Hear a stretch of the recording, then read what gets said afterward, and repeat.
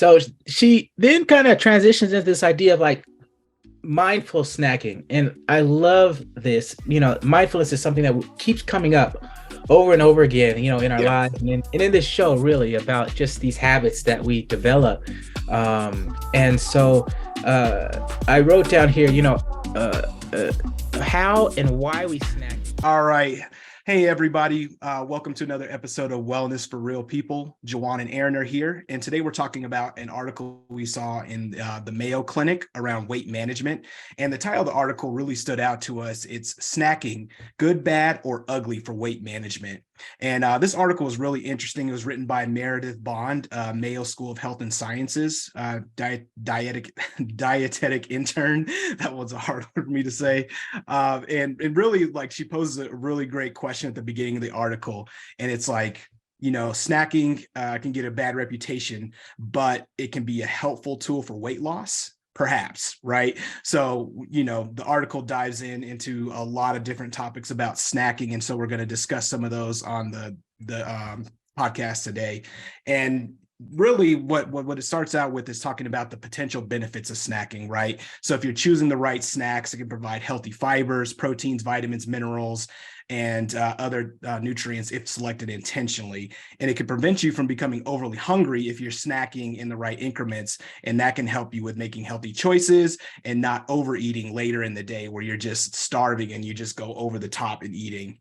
So That's a that's how big one for me. but yeah. Yeah, sorry, that's a big one for me. Sometimes I just get so busy, during the day working, taking care of different things, running from here to there, and I'll go these long gaps between eating, right? And then, before I realize it, I'm like super hungry, and then I end up overeating, right? And then it's just kind of this bad cycle. So I like this idea of, kind of being mindful and trying to take those snack breaks before I get overly hungry, so that I make hopefully better choices. Because I notice my willpower is a lot less when I'm really hungry too. It's like going to the grocery store, right? When you're hungry, right? Is when I'm really hungry, everything looks good, and I just overeat and eat the wrong things. So I thought that was a really good point that she brought up.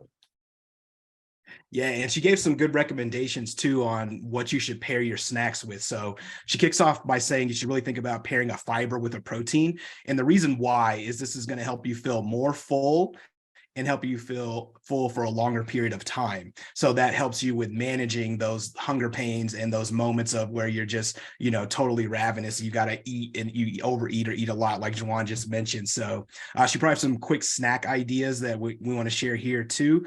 A couple good ones that I saw right away were really this no sugar added, low fat Greek yogurt. So that one's an easy one because you could top it with different types of nuts, berries, all kind of different seasonings and toppings to make it taste delicious and be healthy at the same time.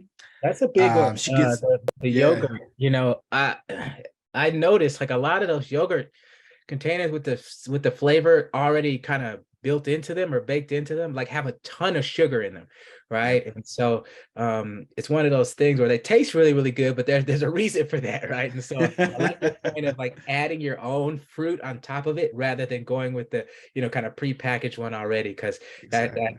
those ones contain a lot of sugar. And actually, you think you're eating something healthy, and it ends up being a lot less healthy for you. Can ultimately be bad for you with all that sugar they add.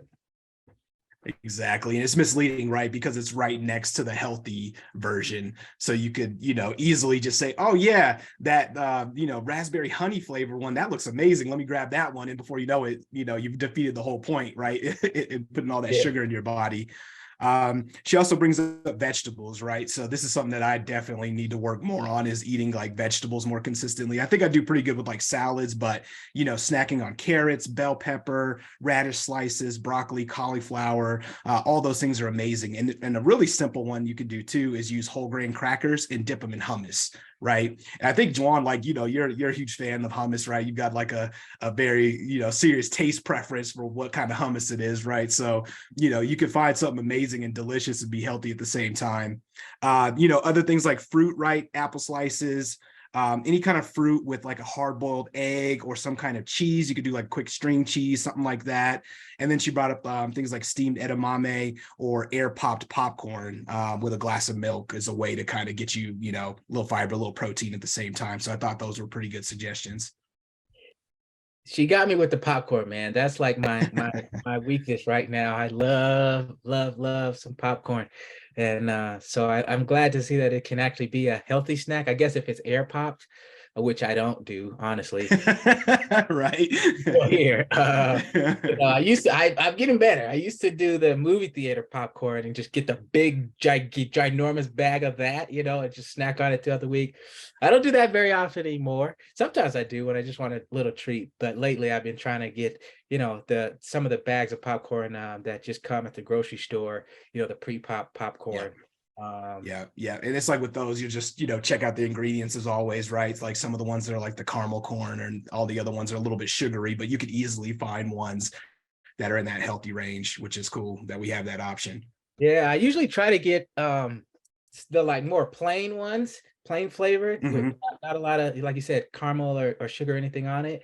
And then I have my own, I'm telling you, I'm like real in this popcorn game. I got my own, we have our own popcorn seasonings that we add. Oh, okay. We try to control the amount of flavor and salt and flavor that you put into it. So we got the butter seasoning, we got the nacho cheese seasoning, the garlic parmesan, depending on Nice. how I'm feeling on any given day, that powdered cheese, kind of seasoning. But I like that way because you can control how much or little that you put in there rather than having it, be kind of overboard sometimes with the way that they prepackage certain things. So I'm not saying it's like super healthy, don't get me wrong, but but we're trying to be a little bit, at least somewhat healthier in Well, yeah, mind. well, it's like better than like, going in on like chips, right? Like your standard like potato chips, those ones definitely weren't on the list. Like it's later discussed in the article. You can do like balance, right? You could have some of that, but not overdoing that when you're thinking about snacking. And we'll talk about that when we get into that section later on in the podcast.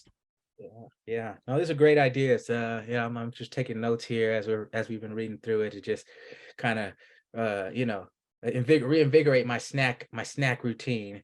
Yeah, like you mentioned, I'm big in the hummus. I love the carrot chips.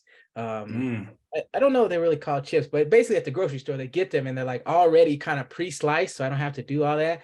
yep. And then kind of the refrigerator section, and I just grab a few of those bad boys and just kind of dip them in my hummus, and that's a great snack that I love. And so there's so many ideas that they brought up here to help with that kind of hunger management and taking little snack breaks throughout the day. So I guess on the next section, you talk about the importance of planning ahead, and I thought that was really really important. She says, make it visible. So set out a bowl of fruit, on your kitchen or your kitchen counter or your desk, right? And I've noticed that works really really well. Mm-hmm. So sometimes we'll go to the grocery store at the beginning of the week and get a bunch of apples and pears and things, and I'll just put them in the refrigerator because I In that like them. drawer, yeah, Oh, yeah, like the refrigerator drawer. Yep. yeah, the crisper drawer, right? But then Mm-hmm. I'll go around, and I'll forget that we had them, Yep. and then I'll go and buy some more. Like in the middle of the week, I'll be like, "Oh, I'm gonna go buy some more." And my wife's like, "Why did you get more apples? Like we have plenty of apples." I'm like, she's like, "You never look in the drawer." So I love that point of like, even if I take a couple of them out of the crisper drawer and just have them set on the countertop so that I can just be visually be aware of what we have and reach for that rather than reaching for the snack drawer with the unhealthy stuff that I really know I shouldn't be eating. That's a whole other story why I have this place, and I'm working Right. on it. But I love the idea of making it visible. um I thought that was great.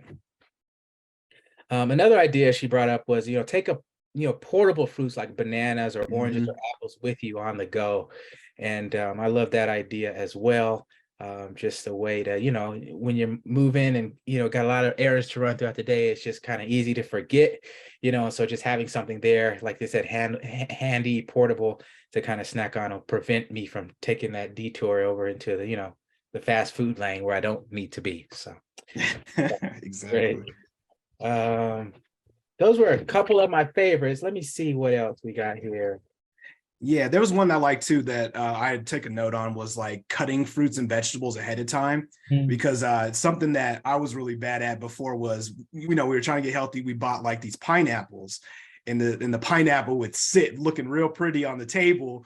But we didn't cut it in time. And then by the time you get around to cutting it, it's like you got to eat it that same day because it's already overripe, right? So it's like, I love the idea of like trying to cut things ahead of time and like, store them in separate little containers so you could just grab and go. Because, if I have to think about it, I'm like, oh man, I got to chop up that pineapple before I go get to work. It's like, I'm probably not going to do it, right? So I thought that one definitely stood out for me too. For sure.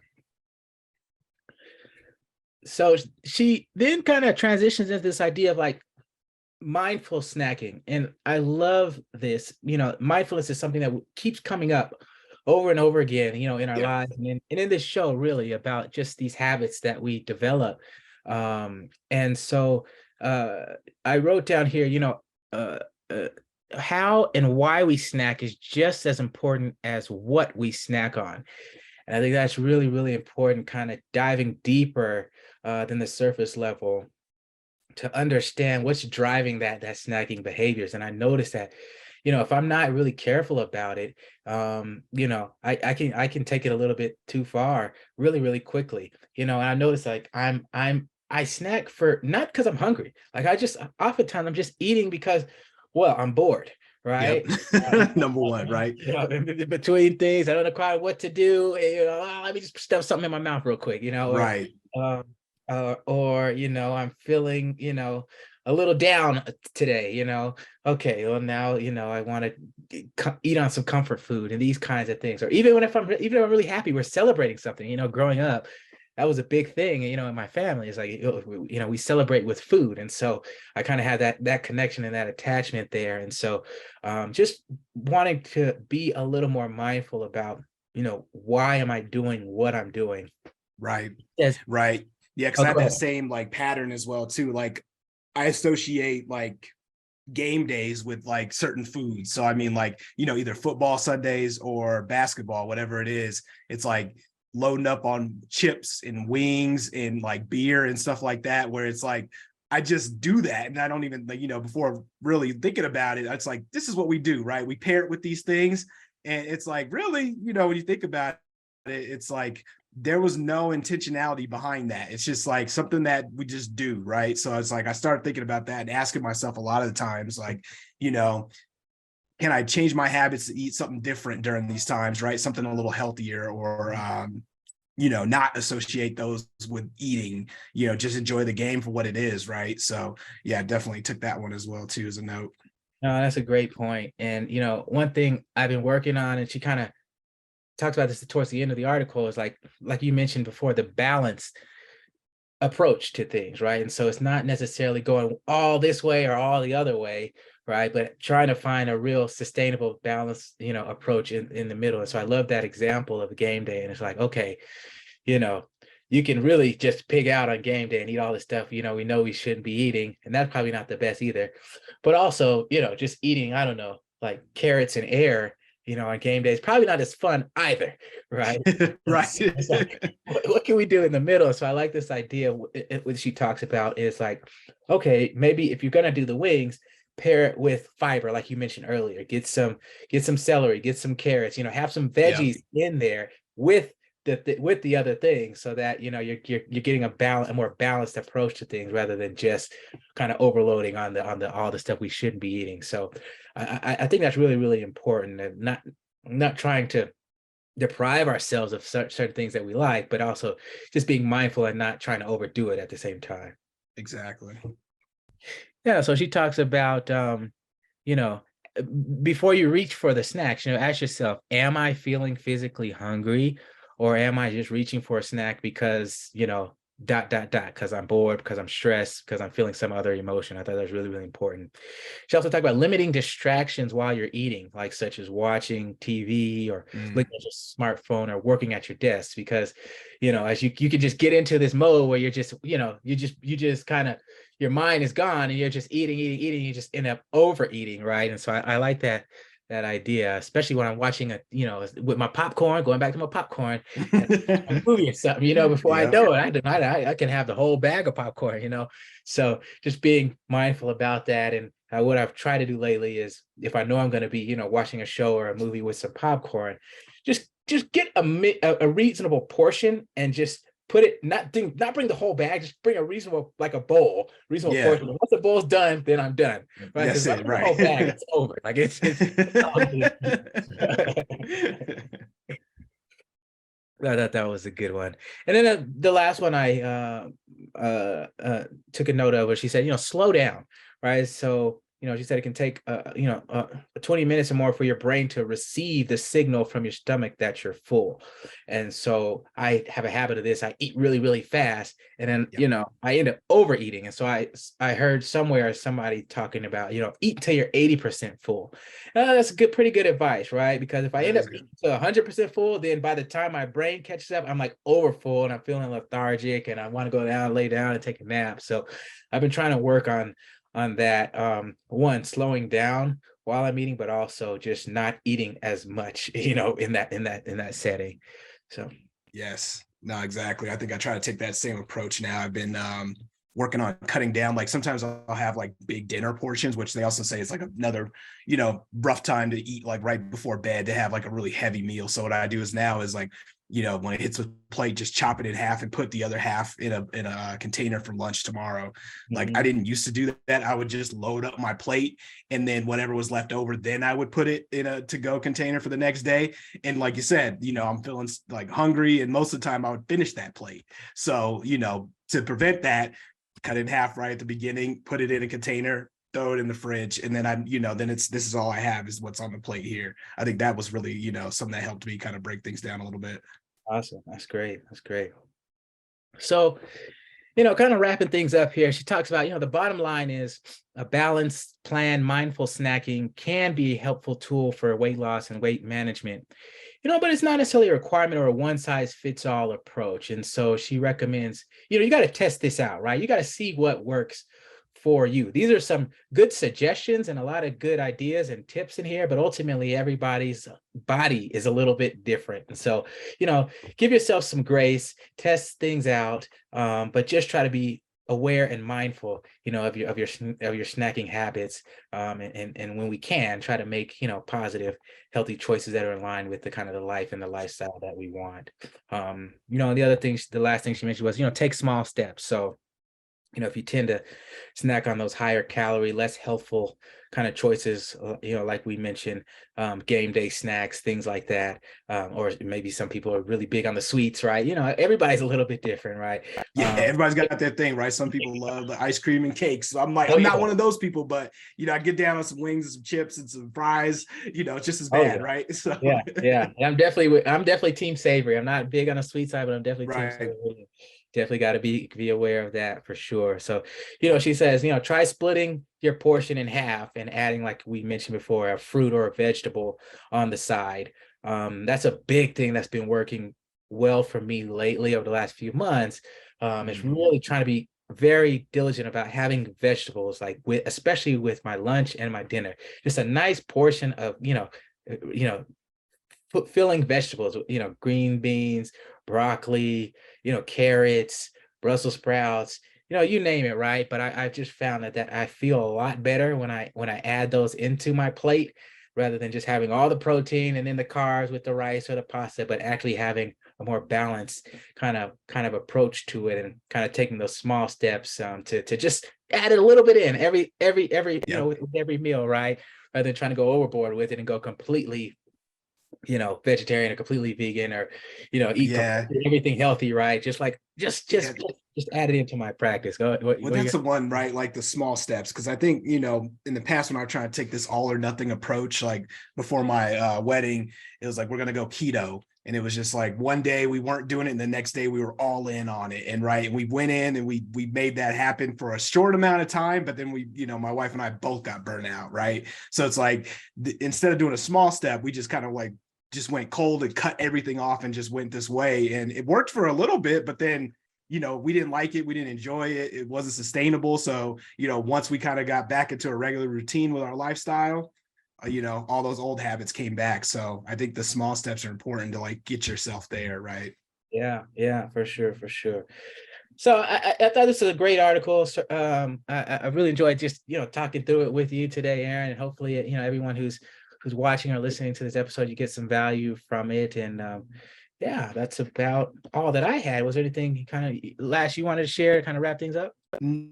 No, that wraps it up really nicely. Just, as always, want to, continue people to encourage to subscribe to the podcast, provide feedback for us too, and thank you for listening to these episodes. We really appreciate your support and continuing to join us on this journey for mindfulness, exercise, diet, and sleep, and, just bringing some wellness to the people. And Cool. that's all I've got. All right, guys, we'll see you next time. Everybody take care. Yeah. Take care.